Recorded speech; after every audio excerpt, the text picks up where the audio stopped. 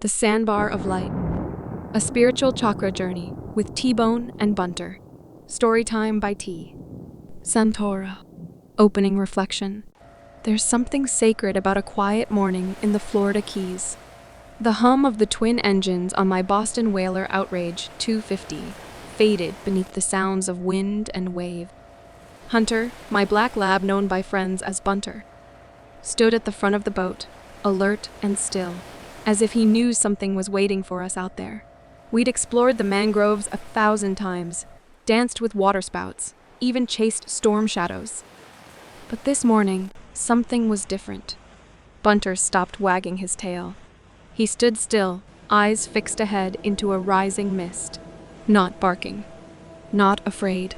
Almost mesmerized. I followed his gaze and saw it, not fog, but a glittering mist, like moonlight woven into a veil. The air around us thickened, but didn't feel heavy. It felt alive. I said aloud, more to myself than anyone. Onward we go. We are heading straight through this mystic mist. Hunter looked back with an understanding in his eyes. We pressed forward toward our favorite sandbar, racing the tide.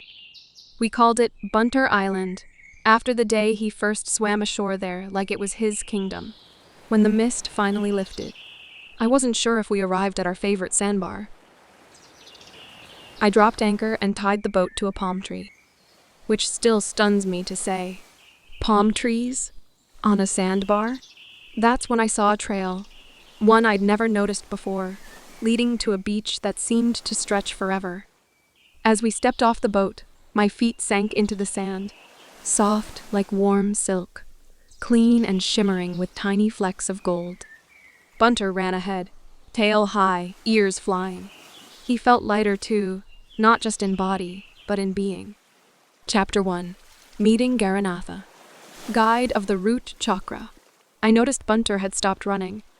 No barking, no movement. Just sitting still, eyes locked on something ahead. It appeared to be neither solid nor see-through, a shimmering like the mist, but stood on 2 feet, barefoot in the magical sand. As I walked toward them, I felt lifted, as if walking and floating at the same time. "Hello?" I asked, more curious than cautious. The being smiled wide, warm, knowing. "I've been waiting, T-Bone," he said. "And you too, Bunter. You know our names?" "Of course," he replied. "I'm Garanatha. I'm your guide for the Muladhara, the root chakra." "You mean the 7 energy centers?" Garanatha nodded, bending slightly to scratch Bunter's chin. "There are many beyond the 7, the guide said with a quiet smile. "But today, you'll walk with 7 each one, reflecting a classical energy center." "You've already aligned with this path," the guy said, voice calm like still water. T-Bone paused, caught in a brief thought. "I did?" The guide smiled. "You just forgot. Now we remember together." He gestured to the sand. "It starts here with Earth, with survival, identity, security." Garanatha's voice echoed like thunder wrapped in kindness. "The root chakra is your foundation. It holds your physical presence, your connection to this earth. When you fear, when you doubt, when you feel unworthy to receive, this is where that lives." He paused, then knelt, placing a hand gently on the sand. "But when you feel grounded, strong, safe, the earth opens." Bunter, like clockwork, plopped next to him and rolled over for a belly rub. Garanatha laughed. "Even he knows. Animals live fully in the root. In trust. In survival. In joy." I looked around. I felt the truth of his words in my soul. My feet sank deeper into the sand, and it was as if the planet itself breathed through me. "Walk this beach," he said. "There are guides ahead. Each will help you align upward. When the 7th has spoken, you'll return changed." Bunter licked his hand. Garanatha scratched behind his ears. "Even he will rise." I smiled. "Where do we go next?" Garanatha pointed down the endless stretch of glowing shoreline. "Just keep walking." Chapter 2. Meeting Svaella. Guide of the Sacral chakra. The path ahead curved gently along the shoreline. The sun above was neither hot nor cold, just perfectly warm, like it was tuned to the frequency of peace. Bunter trotted beside me, tongue out, occasionally darting toward the waves with bursts of joy. The further we walked, the more vibrant the ocean became, and the air smelled faintly sweet, like wildflowers had taken root in sea foam. Suddenly, the sound of gentle laughter filled the air. It wasn't loud, it was soft and melodic, like a breeze tickling a wind chime. From behind a tall coral outcrop emerged a figure, glowing with a soft orange aura, robes flowing like liquid flame, eyes bright as sunrise. "Ah, you've arrived," she said with a smile that seemed to ripple through the entire beach. Bunter barked, not a warning, but a greeting, and then sat down, tail wagging gently. "I am Svaella," she said, bowing her head, "guide of your Svadhyana, your sacral chakra." "The creative one?" I asked. "The feeling one," she replied. "The flowing one. The sensual, emotional, magnetic one. Creativity and pleasure not separated, but entwined. It is the energy of life force in motion." She knelt in front of Bunter, placing a hand on his chest. He feels it too. The joy, the movement. Dogs don't resist the river of feeling humans often do. I smiled. "Yeah, that's me."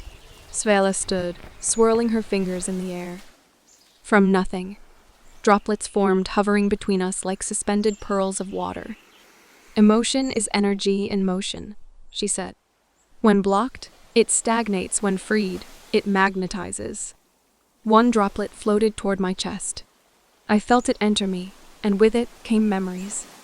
The joy of dancing when no one's looking. The ache of a lost love. The created fire that burns before a new idea is born. "I remember this," I said softly. "You feel it," she corrected gently. "The sacral chakra doesn't ask for logic. It asks for embodiment." Bunter barked again, then did a full spin in the sand before flopping down in a shady spot. Svaella smiled. Even he gets it. I closed my eyes, breathing into my lower belly. A warmth swirled there, gentle, sensual, alive. "Let your emotions flow," Svaella said. "They are sacred. Let your creativity spill. It is holy. Let yourself feel without judgment." She stepped aside and gestured toward the glowing horizon. "Your next guide awaits." As Bunter and I began to walk again, I noticed the sand beneath our feet had changed to a shimmering orange, as if the beach itself had caught fire in the most peaceful way. My stride felt looser, my body lighter, like something inside had uncoiled. And in that moment, I could hear Bunter say, not with words, but with presence, "Now you're starting to feel it." Chapter 3. Meeting Manosh, guide of your solar plexus chakra. The beach curved inward now, forming a crescent cove where the sand sparkled gold, not glittery, but glowing from within, as if warmed by an invisible sun. The breeze changed too. It carried purpose. It felt like momentum. Bunter stopped ahead of me, tail still. His ears perked. Something was coming. From atop a sand dune stepped a tall figure with sun-colored robes that shimmered like armor, yet flowed like silk. His presence was steady. His footsteps stirred no sand, but his eyes sparked like flint against stone. "I am Manosh," he said, voice clear and strong. "Guide of your Ipura, the solar plexus chakra." He looked down at Bunter, who tilted his head and gave a single, respectful bark. "You've met Earth," Manosh said. "You've moved through water. Now we ignite fire." He gestured to the sun above us. "This is your center of will, of power, of choice." I stepped closer. "You mean confidence?" "And direction," Manosh replied. "And worth. Not just knowing who you are, but standing in it. Owning it. Acting from it." He stepped to my side and placed his hand just below my sternum. "Here lies your drive. When blocked, it breeds doubt and paralysis. But when aligned," He turned to face the sea, stretching his arms wide. You move mountains with your breath. I felt a heat there, not burning, but awakening. A spark. You've spent too long questioning, he said. Is it time now to know? To act? His words stirred something in me. Memories surfaced. The times I'd hesitated when I should have leapt. The times I'd dimmed myself to stay small. But now I felt a ripple of readiness rising in me like fire catching wind. Bunter barked, this time twice, then ran in a circle, tail wagging, and settled beside Manosh. Manosh looked down. Even your companion knows fire. Dogs chase purpose by instinct. But humans must choose it. He turned to me. Walk on, T-bone. Ahead lies the bridge. You've stirred your will. Now you must open your heart. I nodded, feeling taller. Not in ego, but in alignment. I was starting to become it. As we moved forward, the golden sand shimmered beneath us, bending gently like it honored every step. I looked at Bunter, and he gave me that goofy Labrador grin. And somehow I heard him say, not in words, but through something deeper, now you're starting to remember who you've always been. Chapter 4. Meeting Anarya, guide of the heart chakra. The beach began to widen. Everything softened here, the air, the light, even the waves, which slowed into a gentle rhythm like the pulse of the universe syncing with our steps. Bunter slowed down too. His playful prance gave way to a gentle walk beside me, shoulder to thigh, as if he felt the weight of what came next. Not heavy, but sacred. Ahead stood a figure, robed in green so deep, it looked as if she had grown straight from the palm trees themselves.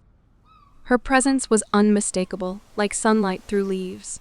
Warm and steady, with the quiet strength of a mother's gaze. She stood barefoot in the sand, hands clasped at her heart, eyes already filled with knowing. Welcome, she said. I am Anarya, guide of your Anahata, the heart chakra. Bunter approached her first, laying down at her feet, tail sweeping slowly in the sand. She knelt, placing her hand over his heart, and smiled as if they'd known each other for lifetimes. Even he understands, she whispered, that the truth of being is love. She looked up at me. You've walked through survival, through flow, through fire, but now you arrive at the threshold. The heart is the bridge between what is above and what is below.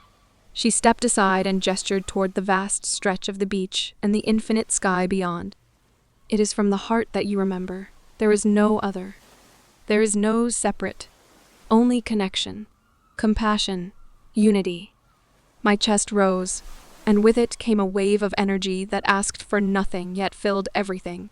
You feel it, she said. That's oneness. The unstruck sound. Anahata. She walked closer and gently placed her hand on my chest. The heart does not force. It allows. It receives. It forgives. Not because others deserve it, but because you deserve the freedom that love gives. The words came softly. Why does this feel like coming home? She smiled. Because love is home. Bunter stood and nudged my leg gently, as if to say, he's ready. Anarya nodded. Walk on, dear one. The next guide will help you speak your truth. As she stepped back into the palm trees, the breeze carried her final words like a lullaby on the wind. Let all you do be done in love. And the sand beneath us shimmered now in hues of green and gold. With every step, my body felt less burdened, and my heart more whole. I looked down at Bunter, who looked up at me with the kind of wisdom that didn't need words. And once again, without moving his mouth, I heard him say, You see it now, don't you? And I did. Chapter 5. Meeting Vireon, guide of the throat chakra. The beach began to narrow again, but it didn't feel constricted. It felt focused, like a river gathering strength before releasing its power. The sky deepened to a richer blue, and the air carried a faint resonance like the universe was humming just beneath the silence. I noticed that Bunter had stopped walking, ears twitching, nose lifted. His head tilted as if listening to something. Then I felt it too. Not a voice exactly, but a vibration. A tone, like the sound of a truth long held in, finally rising to the surface. And then, from the shoreline, emerged a figure, dressed in flowing blue garments patterned like waves and wind. Around his neck hung a silver pendant shaped like a spiral, a symbol of breath, speech, and sound itself. "I am Vireon," he said, his voice smooth like a river's surface. "Guide of your Visuddha." "The throat chakra," Bunter barked gently, and Vireon smiled. "Yes, you are an old soul. You've always spoken with truth, not through words, but through being." Vireon turned to me. "The throat is the gateway of vibration. It's not only about speaking. It's about aligning your outer voice with your inner truth." He walked slowly in a circle, his fingers tracing the air as if sculpting sound from silence. So many carry truth in their heart yet never let it be heard. They fear rejection, conflict, misunderstanding. But holding it in that is the true dissonance. He faced me fully now. "What have you kept unsaid, T-Bone?" I felt something move in me, old conversations never had. Apologies unspoken. Dreams whispered only to myself. Vireon placed a hand gently over my throat. "Truth heals. Expression frees. When you speak with authenticity, your vibration aligns with the universe itself." Bunter gave a soft growl, not in anger, but in emphasis. "He agrees," Vireon chuckled. "Even animals know the power of sound. A bark, a growl, a whine, pure emotion, unfiltered." He stepped back, his presence like a ripple fading into still water. "Speak, not just to be heard, but to be known. To live in truth is to free the soul." Then, pointing down the beach, he said, "Your next guide sees what lies beyond what eyes can see." As he vanished, a gentle wind passed through, and I heard my own voice not aloud, but inside me. "I am ready to be heard." The sand turned a brilliant, deep blue beneath our feet. Bunter and I walked forward, no longer just explorers, but somehow freer. Maybe even lighter. Chapter 6. Meeting Ajayra, Guide of the Third Eye Chakra. The shoreline shimmered, not only throughout my eyes, but the air itself like heat rising off pavement. Except this wasn't heat. It was something bending reality. The sea curled inward. The sky deepened into a rich indigo hue. Bunter slowed again, this time his body low to the ground, not in fear, but reverence. He stared forward, tail swaying like a slow metronome of awareness. I followed his gaze, and there she was. A woman cloaked in deep indigo. Her presence felt before it was seen, her forehead marked with a glowing violet symbol. Her eyes shimmered like galaxies collapsing into stars. Around her, the air itself pulsed. "You've come far," she said, her voice echoing inside me, though her lips barely moved. "I am Ajayra, guide of your Ajna, your third eye chakra." She looked to Bunter. "And you, brave heart, your senses have always been sharp. But now even your spirit sees." Bunter gave a soft whine and sat at her feet, eyes glowing faintly in reflection of hers. Ajayra stepped closer. "You've grounded into the earth, moved through emotion, ignited fire, opened your heart, spoken your truth." She placed 2 fingers gently on my forehead, right between my brows. "But now you must see beyond. Beyond form, beyond logic, beyond illusion." Suddenly, everything around me shimmered. I saw not just the beach, but layers of it. Energies moving like waves beneath the sand. I blinked, startled. "What is this?" Ajayra smiled. "It's always been here. You're just now attuned." I looked down at Bunter. Even he seemed different, more himself. Like he'd been walking interdimensionally all along. "Intuition is your soul whispering," she said. "The third eye hears it when the noise quiets down." She stepped back, and her form flickered between human and energy like light trying on shapes. This center is the seat of vision, but not through eyes. It's the knowing that transcends. She pointed ahead once more. One guide remains. One center left to awaken. And it's not a center of doing, but of being.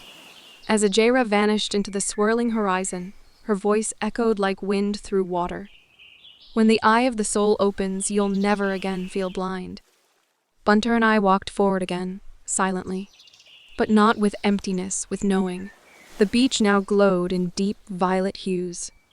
The air was still but charged. My steps felt slow, deliberate, sacred. And just then, Bunter looked up at me, and without words, I heard, "You're almost home." Chapter 7. Meeting Sahasien, guide of the crown chakra. What once resembled a beach had transformed. There was still sand soft, luminous, a golden shimmer like sparkling stardust. Bunter walked beside me with slow, sacred steps as he, too, sensed the shift in the air. No more waves, no more sound, only presence. And then, the final guide appeared. He didn't approach, he was simply there. Sitting in meditation on a rise of glowing sand, legs crossed, palms resting on his lap, eyes closed yet fully aware. His presence pulsed like silence you could feel. A golden white aura surrounded him, faint lotus petals spiraling outward from his crown like sunlight through mist. He opened his eyes and met mine, not just with his gaze, but with everything. "I am Sahasien," he said, not with a voice but with a vibration that resonated in my chest. "Guide of your Sahasrara, the crown chakra." Bunter lay down at his side and simply stared up at the sky, not as a dog, but as a soul recognizing infinity. Sahasien smiled softly. "You have walked the path of self, of emotion, of fire, of love, of truth, of sight, and now you are ready for being." He gestured upward. The crown is not a doing. It is not a learning. It is not even an arriving. It is the remembering that you are always the light. The air grew stiller, yet more alive. "This chakra," he said, "connects you to Source, to God, to the infinite. It is where you are not separate. You are not here to chase truth. You are the truth unfolding." I felt my body dissolve slightly. Not vanish, but soften like boundaries between skin and spirit were being kissed away by light. Sahasien placed his hand just above my head, not touching, but radiating. "You are not broken. You are not lost. You are whole, always have been." And with that, I felt the others. Garanatha, Svaella, Manosh, Anarya, Vireon, Ajayra all around me again. Not as separate beings, but as aspects of me, of all of us. Bunter nudged my hand. I looked down at him, and he looked up with eyes that shone galaxies. And I heard clearly, deeply, "There is nothing outside you that you do not already hold within." Sahasien stood, glowing brighter now, and said, "You are aligned. You are awakened. And now, dear one, it is time to return." Epilogue. Back on the water. I don't remember the walk back. Maybe I floated. Maybe I dreamed. But the next moment, I was on the boat again. The mist was gone. The engines hummed. The ocean shimmered with quiet joy. Bunter lapped up a bowl of cool water, then gave a mighty shake, flinging droplets all over me. He settled at my feet, tail wagging softly, eyes half closed in bliss. The sandbar faded behind us, but I knew now it would never really be gone. I touched my chest, my breath, my being. I was still me, but lighter, clearer, alive. As we cruised home, I watched the wake behind us spread like ripples through time. This wasn't the end of the journey. It was the beginning of remembering again and again that every step, every breath, every moment is part of the great return to self. And as the sun dipped low over the Florida Keys, I whispered into the wind, "I am whole. I am home. Bunter lifted his head and gave a quiet woof, and for a moment I could have sworn he said, "You finally get it. See you in the stillness." If this story spoke to you, please like the video, subscribe to the channel, and remember to click the bell so you always hear a new story. And if you know someone who could use this message, share it with them. Because sometimes, a simple story is all it takes to spark something real.